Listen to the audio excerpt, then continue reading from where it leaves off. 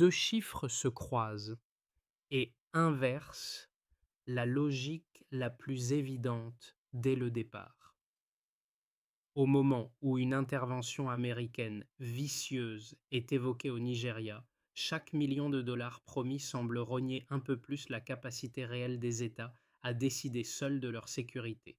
Dans ce paysage tendu, comment les opinions publiques peuvent-elles interpréter ce glissement, alors que la posture d'Ibrahim Traoré sert de repère central pour juger le prix concret de la souveraineté?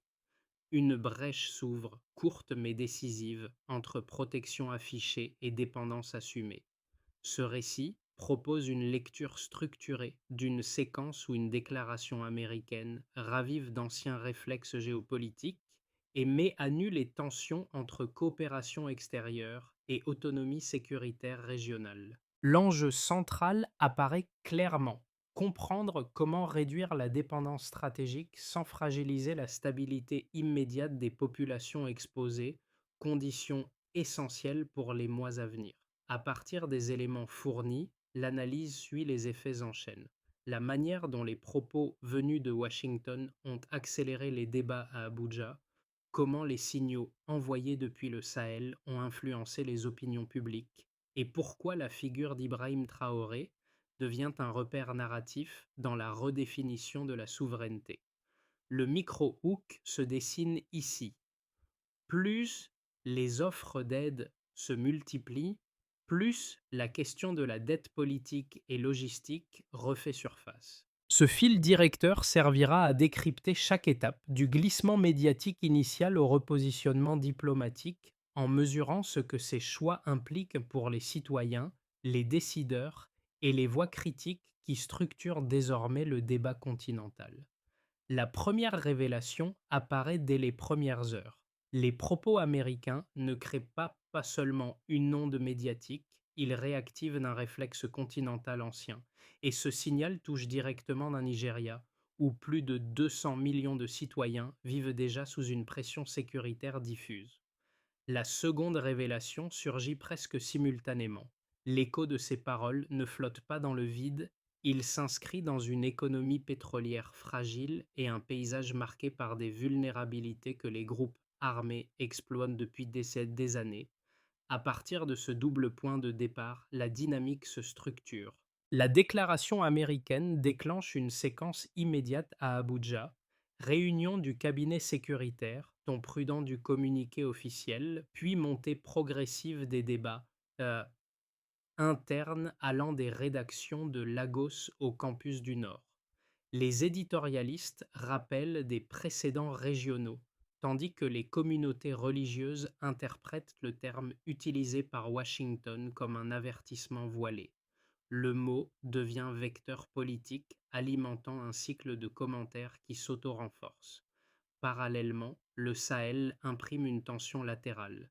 Les signaux venus de Bamako, Niamey et Ouagadougou circulent rapidement, portés par des discours qui valorisent l'autonomie et appellent à une redéfinition des rapports extérieurs. C'est ici que la posture d'Ibrahim Traoré pèse dans le récit, non parce qu'elle modifie directement la stratégie nigériane, mais parce qu'elle fournit un contre-champ narratif que les opinions publiques mobilisent pour réévaluer leurs propres repères.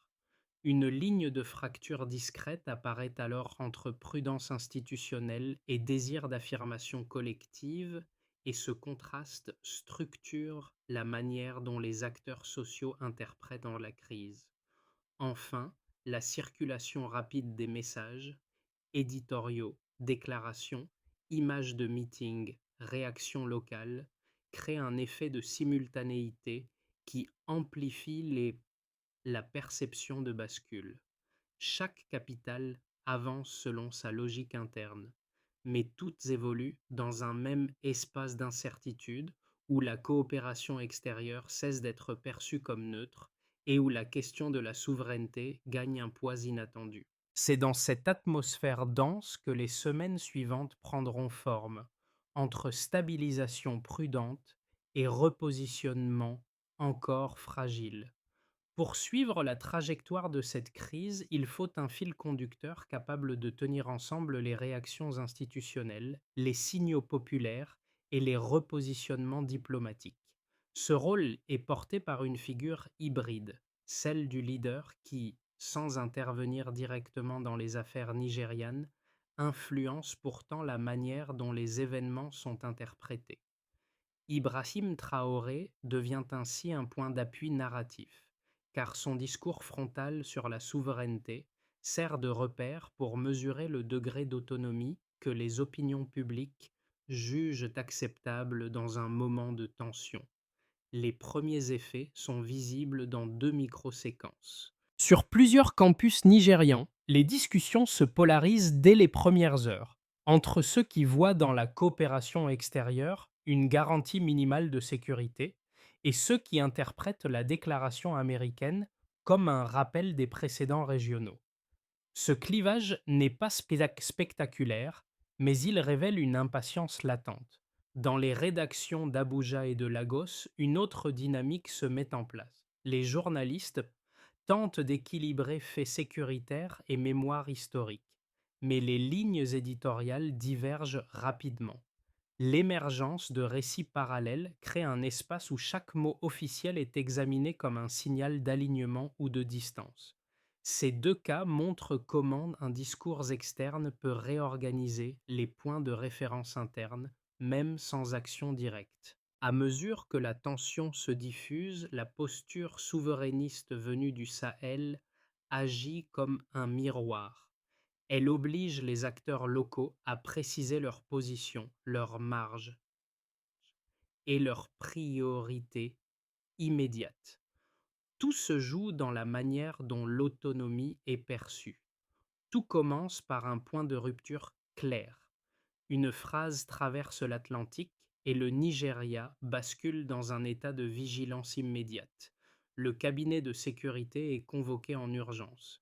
Les conseillers évaluent l'ampleur de la déclaration américaine, les précédents régionaux, les possibles surenchères médiatiques.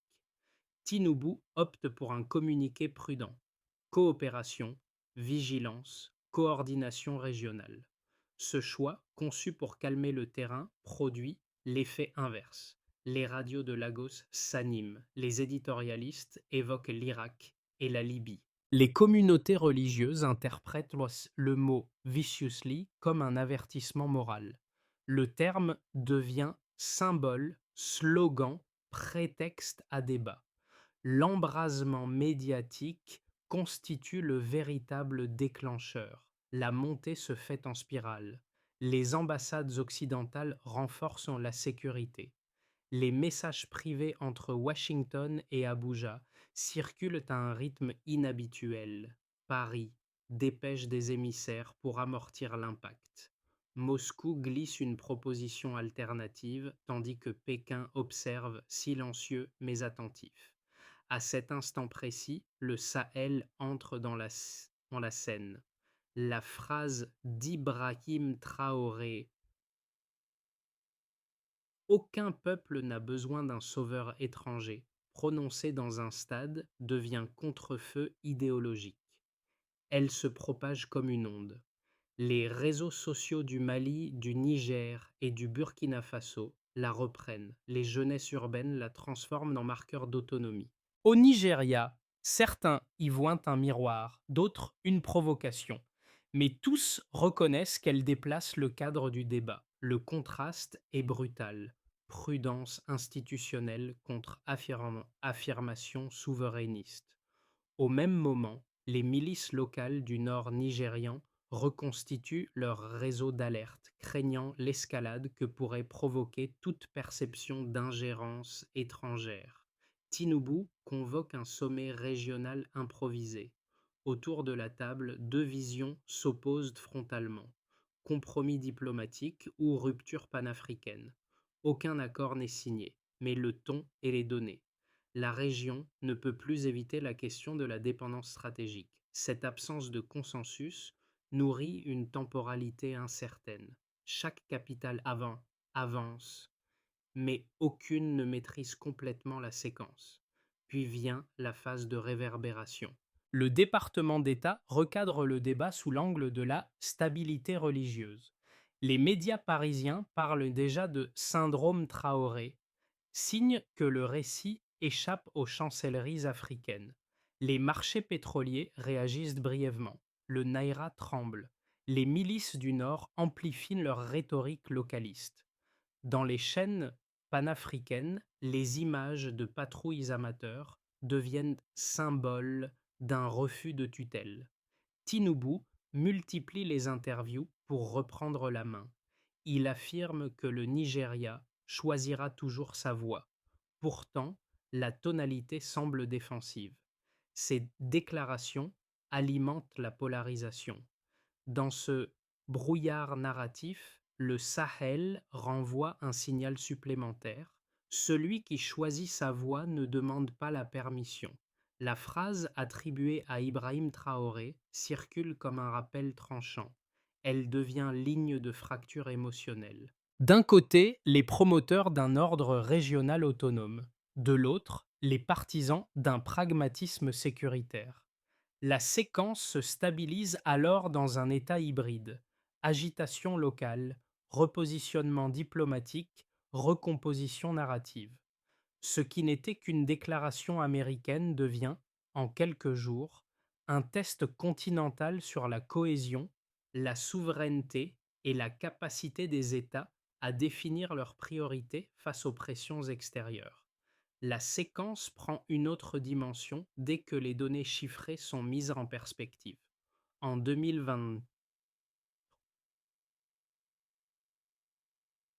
l'approvisionnement nigérian en équipements étrangers restait limité et s'inscrivait dans un cadre classique de coopération. En 2026, la courbe se renverse. 86 millions de dollars d'équipements américains sont livrés, soit une hausse de 42% en un an. Cette progression n'est pas qu'un saut comptable, elle signale une dépendance structurelle croissante que les institutions doivent désormais intégrer à chaque décision stratégique. Le volume élargi d'aide implique un suivi technique permanent. Chaque dollar d'équipement génère environ 1,3 $ de maintenance assurée par des sociétés américaines. Ce ratio indique que la dépendance logistique avance plus vite que la capacité locale.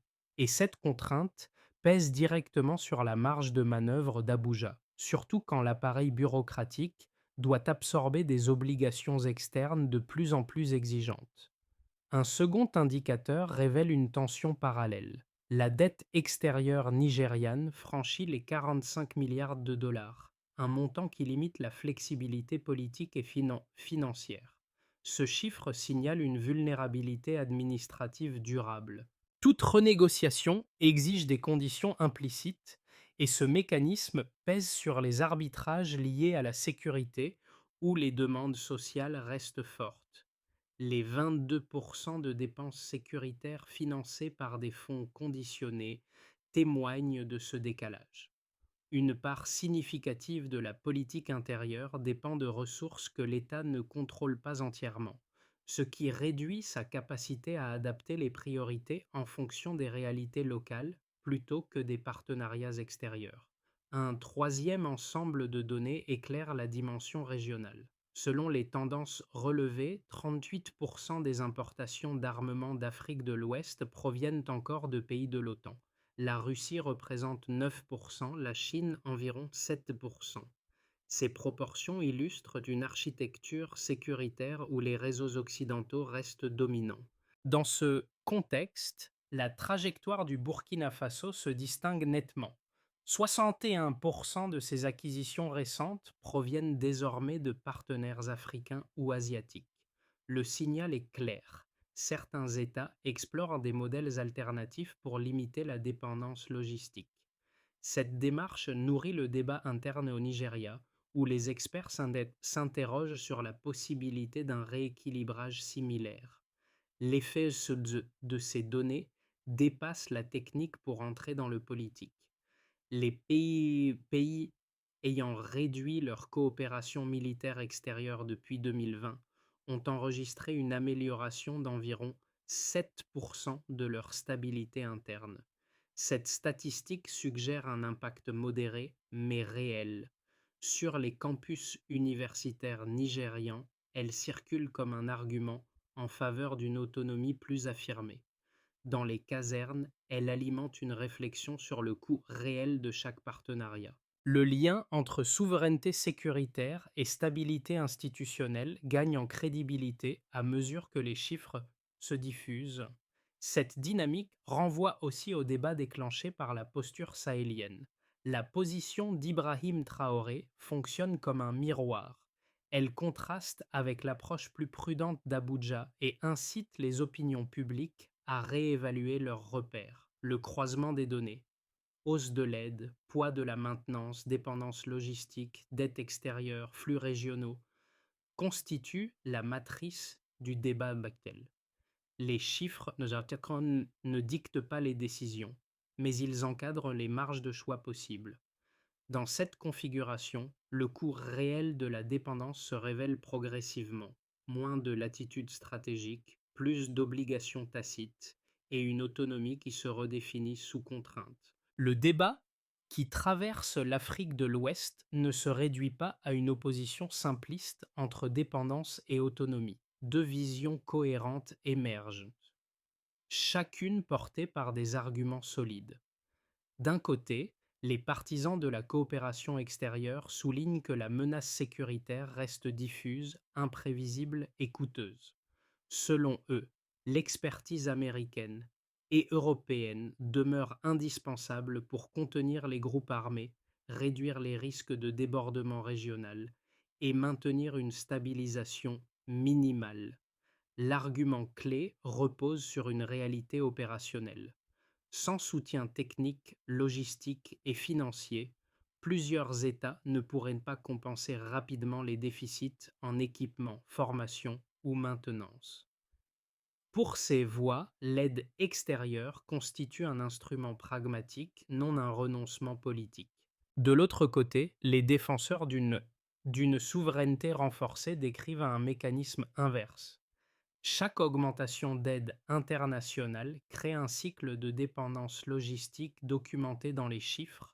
Plus le Nigeria reçoit d'équipements, plus il doit financer la maintenance assurée par des sociétés étrangères. Les 86 millions de dollars livrés en 2024 et le ratio de 1,3 dollars de maintenance par dollar d'équipement nourrissent cette thèse. Les 22% de dépenses sécuritaires financées par des fonds conditionnés renforcent également cette perception.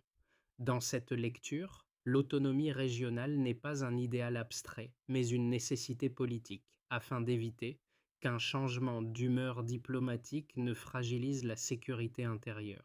La trajectoire du Burkina Faso, mentionnée pour ses choix d'approvisionnements alternatifs, sert ici de repère narratif. La posture d'Ibrahim Traoré illustre cette volonté d'élargir les marges décisionnelles. Face à ces deux blocs, la question n'est pas de trancher idéologiquement, mais de comprendre comment les données orientent réellement les options disponibles. Les chiffres montrent que la coopération extérieure apporte des gains immédiats, mais génère, en parallèle, une contrainte structurelle durable. Ils montrent aussi qu'une réduction partielle de cette coopération peut, dans certains cas, améliorer la stabilité interne. La tension entre efficacité à court terme et autonomie à long terme constitue ainsi le cœur du dilemme. Ce n'est pas une contradiction, c'est une équation que chaque État doit calibrer selon ses capacités, ses risques et son horizon politique. Car au milieu des réactions institutionnelles, des échanges diplomatiques prudents et des débats locaux, un glissement silencieux apparaît.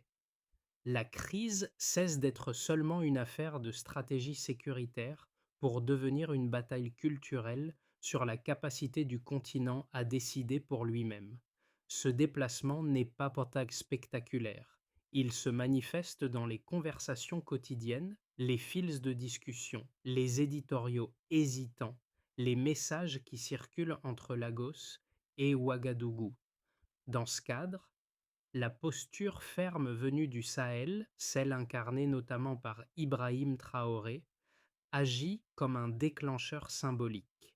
Non pas parce qu'elle dicte une ligne politique, mais parce qu'elle offre un contre-modèle narratif face au discours calibré qui domine habituellement les échanges internationaux. Les, jeun- les jeunesses connectées s'en saisissent. Les campus s'orientent vers une lecture plus critique des partenariats extérieurs.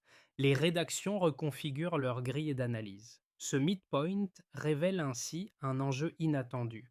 La demande de contrôle local ne concerne plus uniquement les décisions militaires ou diplomatiques. Elle s'étend aux ressources, aux alliances, aux priorités nationales. Une question simple revient en boucle, formulée différemment, mais portée par la même intuition. Qui décide vraiment lorsque la crise s'emballe et que chaque mot prononcé à l'étranger devient un signal intérieur? Les effets concrets de cette séquence apparaissent d'abord au niveau institutionnel. À Abuja, la déclaration américaine oblige l'exécutif à recalibrer son discours. Les conseillers doivent articuler prudence stratégique et affirmation souveraine afin d'éviter que le pays ne paraisse aligné ou hostile de manière trop tranchée. Cette tension pousse le gouvernement à multiplier les consultations internes et les communications publiques dans l'espoir d'endiguer une polarisation naissante. Les agences sécuritaires, elles, doivent composer avec une opinion méfiante et des partenaires étrangers, attentifs aux moindres signes de repositionnement. Sur le plan économique, la volatilité se manifeste rapidement. Les investisseurs étrangers ajustent leurs projections, inquiets de voir une tension diplomatique se transformer en incertitude opérationnelle. Les flux d'investissement directs ralentissent légèrement, tandis que certains secteurs, en particulier l'énergie et la logistique, enregistrent des fluctuations liées au prix du carburant et aux variations du Naira. Dans le même temps, les échanges régionaux progressent, soutenus par une volonté partagée de renforcer les circuits internes plutôt que de dépendre excessivement des partenaires globaux. Ce paradoxe révèle une dynamique double, moins d'ouverture extérieure immédiate mais davantage de circulation intra-africaine. Les, les répercussions sociales sont tout aussi marquantes. Dans les campus et les marchés, la discussion dépasse rapidement le cadre diplomatique pour toucher le quotidien. Sécurité visible, coût du transport, stabilité des services.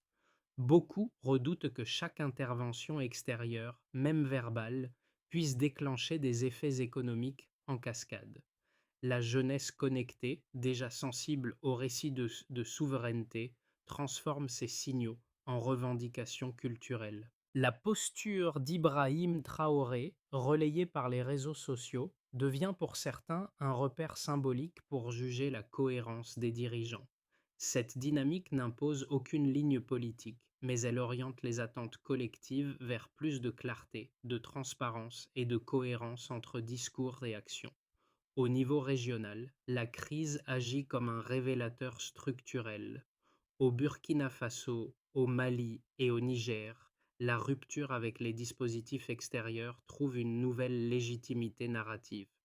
Les opinions publiques perçoivent la séquence nigériane comme la preuve que chaque mot prononcé à Washington ou à Paris peut remodeler l'équilibre régional. Les diplomaties africaines doivent donc intégrer ce facteur émotionnel autant que les paramètres techniques. Des ONG panafricaines gagnent en visibilité en réclamant une coordination sécuritaire autonome.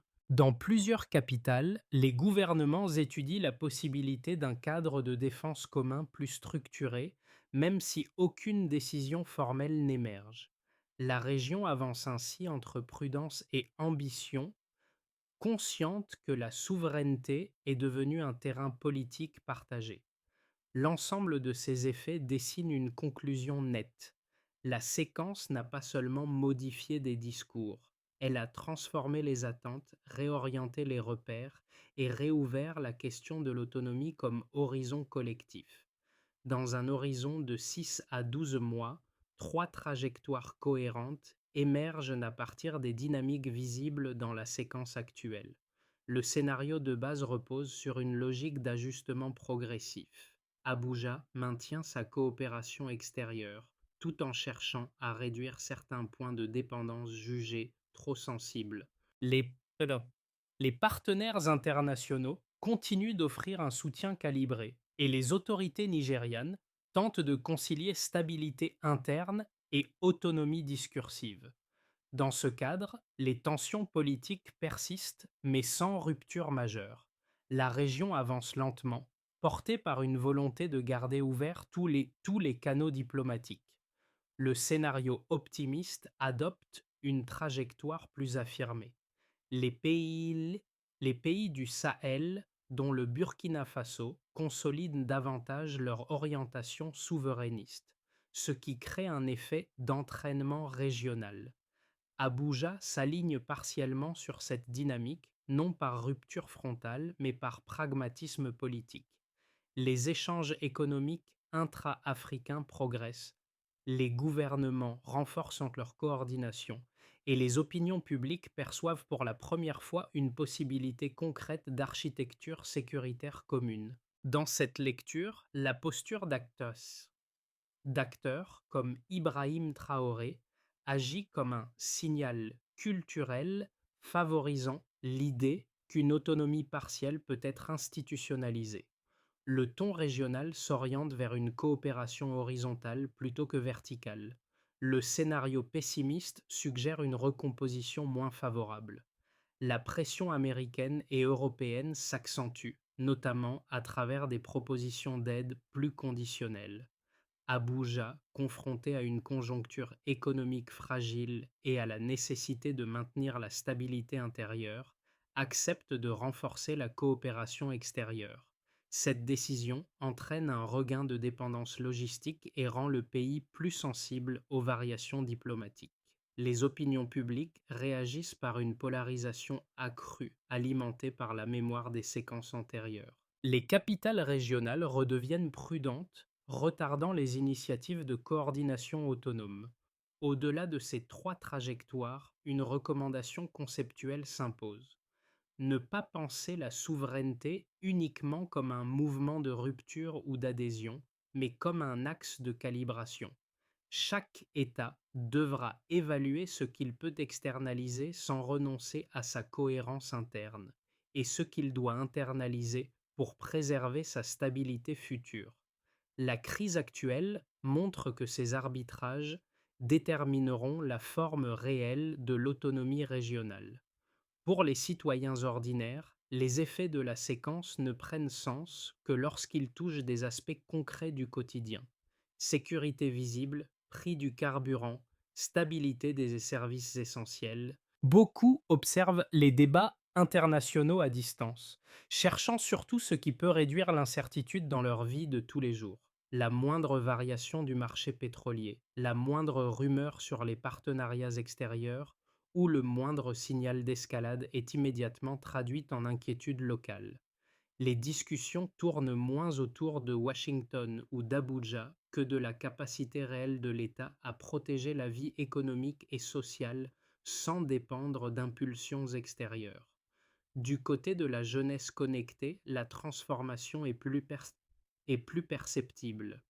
Les, les récits circulant sur les réseaux donnent une tonalité nouvelle au débat, mêlant nécessité de cohérence politique et recherche d'un langage plus direct. La figure de la souveraineté, souvent mentionnée dans les échanges, devient un repère culturel plutôt qu'un argument idéologique. Les prises de position venues du Sahel, amplifiées par des vidéos, des extraits de discours ou des analyses partagées, nourrissent un imaginaire où l'autonomie est valorisée comme un geste d'affirmation collective. Cette génération exige davantage de clarté et refuse les compromis présentés comme inévitables. Pour la diaspora, la crise agit comme un miroir. Les familles qu'elle soutient sur le continent subissent directement les conséquences économiques et émotionnelles de chaque séquence internationale. Les communautés installées à Londres, Montréal ou Paris tentent de relayer des analyses nuancées et de corriger les caricatures qui circulent dans les médias étrangers. Elles voient dans cette période une occasion de renforcer les liens transnationaux, non pour opposer l'intérieur et l'extérieur, mais pour créer des espaces où les expériences vécues, les chiffres et les témoignages peuvent dialoguer sans filtre. Ces trois voies, tout à fait. Voix diffèrent, mais elles convergent sur une attente, une parole qui relie promesses, décisions et ses faits réels. Un rééquilibrage stratégique exige d'abord une réduction progressive de la dépendance logistique. L'État peut initier ce mouvement en diminuant la part de maintenance externalisée au profit de capacités locales. Cette étape nécessite une planification sur 12 mois, assortie d'un indicateur clair, la proportion d'opérations techniques gérées directement par les équipes nigérianes. Chaque trimestre, une évaluation permettrait d'ajuster les ressources sans compromettre la sécurité immédiate. Un deuxième axe concerne la coopération régionale. Les capitales du Sahel ont déjà amorcé une dynamique autonome. Abuja pourrait rejoindre un cadre plus structuré d'échanges techniques fondé sur des besoins réels plutôt que sur des attentes extérieures. Cette coordination doit rester souple mais mesurable. Nombre de formations communes, standardisation partielle des équipements, délai de réponse lors d'incidents transfrontaliers. La posture d'acteurs comme Ibrahim Traoré montre que ce type de coopération peut servir de levier narratif autant que de mécanisme opérationnel. Un troisième chantier touche à lui à la stabilité économique. Les fluctuations du naira et les variations du coût du carburant imposent de renforcer les filets domestiques. Un plan ciblé sur 6 à 9 mois pourrait prioriser les chaînes logistiques essentielles avec des indicateurs simples, délais moyens de transport, régularité de l'approvisionnement, taux de variation des prix sur les marchés régionaux. L'objectif n'est pas d'annuler l'instabilité, mais de réduire son impact cumulatif sur les ménages et les entreprises. Enfin, un volet sociopolitique doit soutenir l'ensemble. Les débats actuels montrent que les citoyens, la jeunesse et la diaspora cherchent davantage de cohérence dans les décisions publiques. Une stratégie de communication périodique, transparente et factuelle permettrait de relier les mesures annoncées aux résultats constatés. Le critère d'évaluation est direct. Stabilité des perceptions et diminution des rumeurs liées aux partenariats internationaux. Ce parcours n'offre pas une solution unique mais un cadre pour stabiliser les choix. Lorsque l'on referme cette séquence, un détail des premières heures revient comme un fil remonté depuis l'origine. Ces signaux discrets apparus sur les campus, dans les rédactions et au cœur des marchés du Nord. Ils semblaient faibles, presque anecdotiques, mais ils portaient déjà la tension centrale qui allait structurer les mois suivants, la distance entre prudence institutionnelle et impatience populaire. Ces micro-réactions ont fonctionné comme un baromètre anticipé. Elles ont révélé que les citoyens interprétaient chaque mot extérieur comme un test de cohérence, bien avant que les décisions officielles ne se précisent. La silhouette d'Ibrahim Traoré, évoquée au fil des discours sahéliens, n'a pas servi de modèle politique, mais de rappel narratif. Sa posture a mis en lumière ce que beaucoup percevaient sans encore pouvoir le formuler. La souveraineté n'est pas seulement une ligne diplomatique, mais une pratique quotidienne, un rapport au monde fait de nuances, de refus et de priorités assumées. Ce retour aux détails initiaux montre que rien n'était secondaire.